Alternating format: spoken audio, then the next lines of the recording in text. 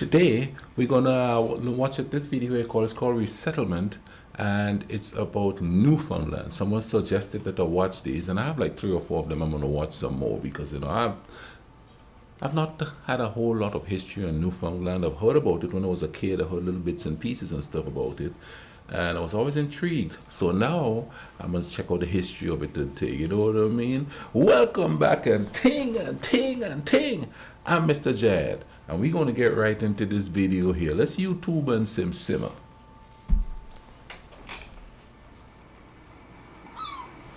Between 1954 and 1975, about 30,000 Newfoundlanders and Labradorians left their outport homes and moved into larger towns and settlements known as growth centers.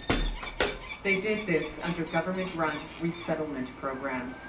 In just 2 decades, more than 250 villages disappeared.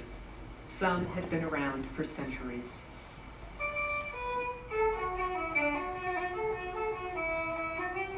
When Newfoundland and Labrador joined Canada in 1949, it had about 1,200 communities. Most were small, with fewer than 300 residents, and almost all were scattered across the extensive coastline. They were oriented towards the sea and designed to give residents easy access to the fishing grounds. But they were also isolated and hard to reach. Roads didn't link all of the settlements together. Some were accessible only by ship. Almost all of these settlements had developed around the traditional salt cod fisheries. It was a family-based industry. Generally speaking, the men fished from small open boats, and the women and children processed the catch on land. The fish was dried, salted, and sold to markets in Europe and the Caribbean. The industry had sustained outport Newfoundland and Labrador for generations. You know, while watching this, I would not expect to hear the Caribbean come up there. It's a small world, ain't it? You know, that goes to show that we actually need each other. You know what I mean? They did that, and then they sell the stuff to the Caribbean. We got the food. They got the monetary gain from it. And even though they were small and everything, that's crazy, ain't it? We all connected, y'all.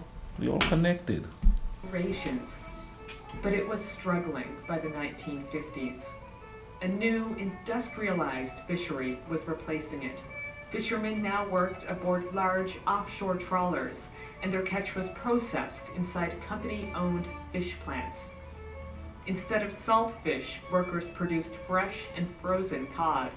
It was sold in North American supermarkets. The family-based fishery and its salt cod could not compete. Nor was there a strong political will to sustain it. Joseph Smallwood's new provincial government wanted to diversify, industrialize, and modernize the Newfoundland and Labrador economy. The traditional fishery was out of step with this new vision.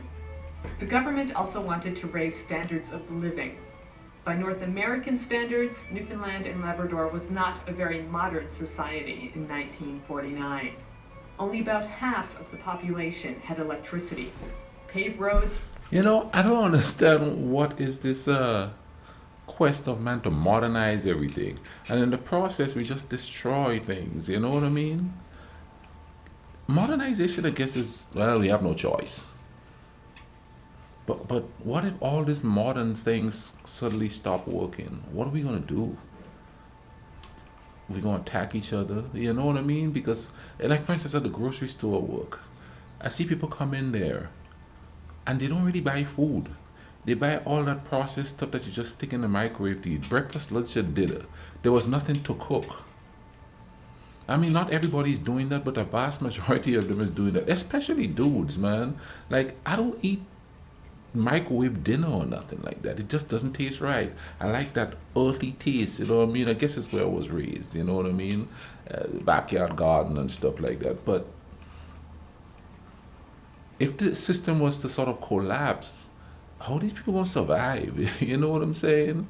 Because this dude had $300 worth of processed foods, microwave dinners, I mean, everything was just in these boxes that you just take off the pop, put it in there, and eat it.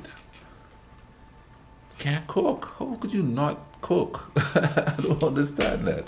I don't get it. You know, and the modernization thing here, I mean, you know, all these people, the salted fish.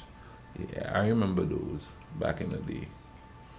We had our own version of salted fish, I think, on the island. We call it saltfish. We don't say salted fish, we say saltfish. Let's keep going with this. Were rare, one-room schools were not uncommon, and many people still had to travel for hours to reach a hospital.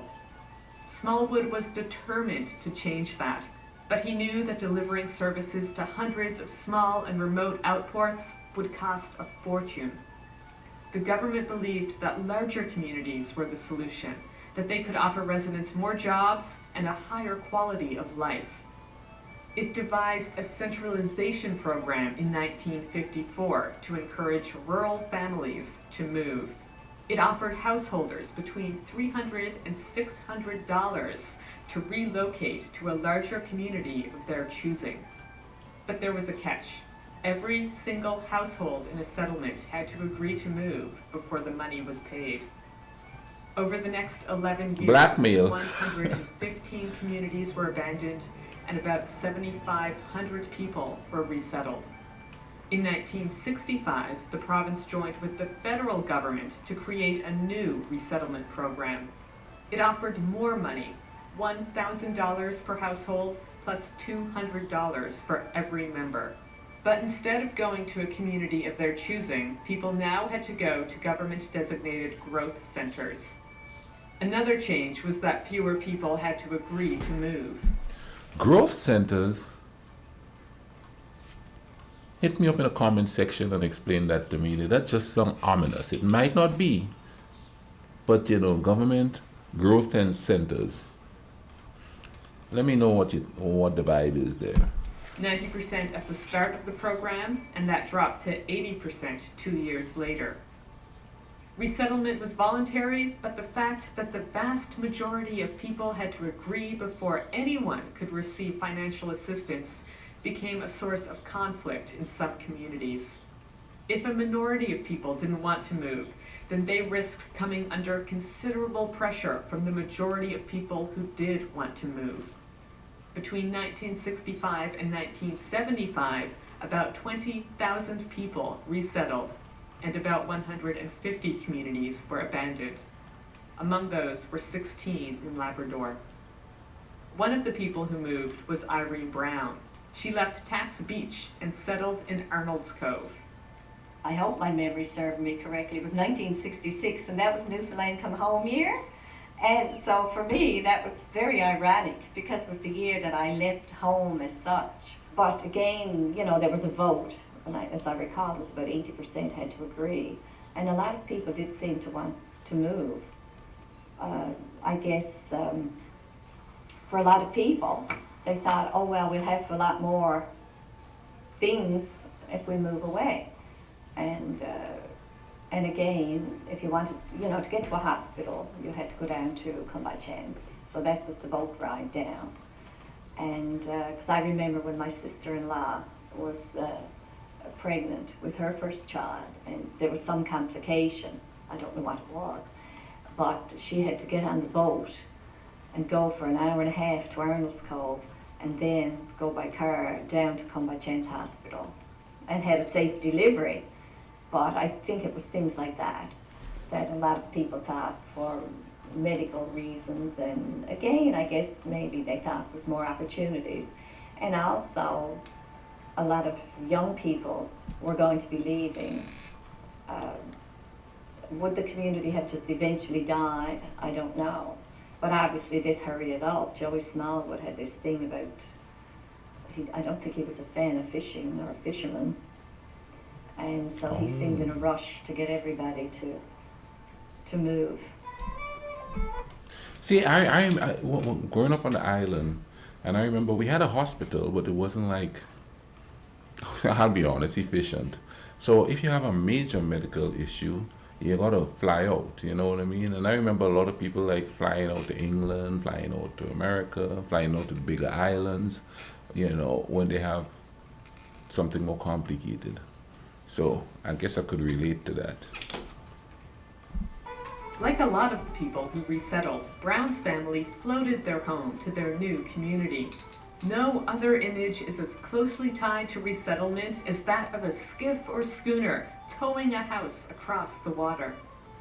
My mother told me that the day the word came, they're here to take the house, because she had one of the old ringer washers, you know, those old noisy ones, you know the one I mean?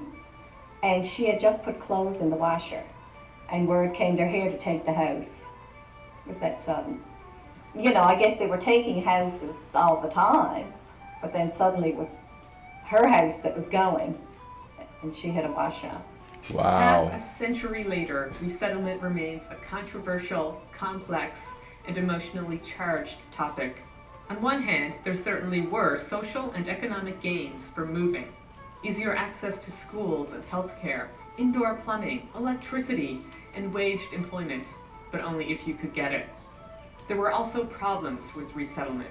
The government's promise of more and better job opportunities in the growth centers was not always realized. For many people, resettlement led to unemployment and welfare. Some people even began to commute to their old communities and their old fishing grounds.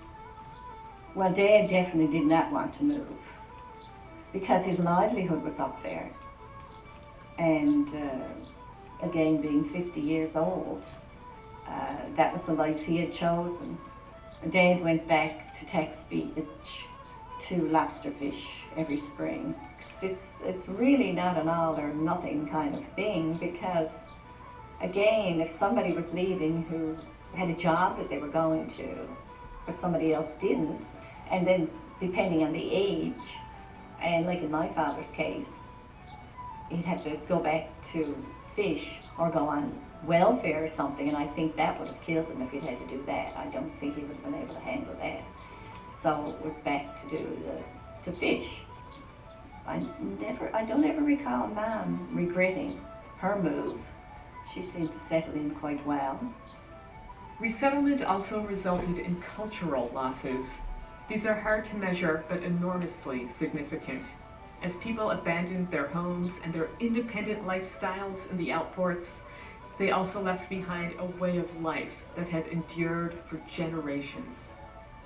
Up in Tex Beach, we had a huge garden, and of course now the house was on this smaller piece of land, and it was all just mud and muck. And in Tex Beach as well, we had sheep, so the sheep had this huge garden as well. So again, in terms of land, it was greatly reduced. And of course, having to leave, the sheep had to be slaughtered. They couldn't be taken away. The theme of cultural loss was taken up by some artists in Newfoundland and Labrador. Images of abandoned houses and graveyards, of churches falling apart, of people stealing one last glance at their vacant homes. All of these images conjure up impressions of a lost way of life. Change was likely hardest on the middle-aged and elderly residents, but it also left a powerful impression on the children and teenagers who moved. I don't know, maybe there's a sense of impermanency, I don't know. Because like up home, the church, the school, everything like that was demolished. Wherever I go, it becomes home almost immediately, but not home at all. Do you know what I mean? Like you're like a rover or something, but that's up home. That's up home. Although I haven't been up there since 1992, and it's not the same at all, of course.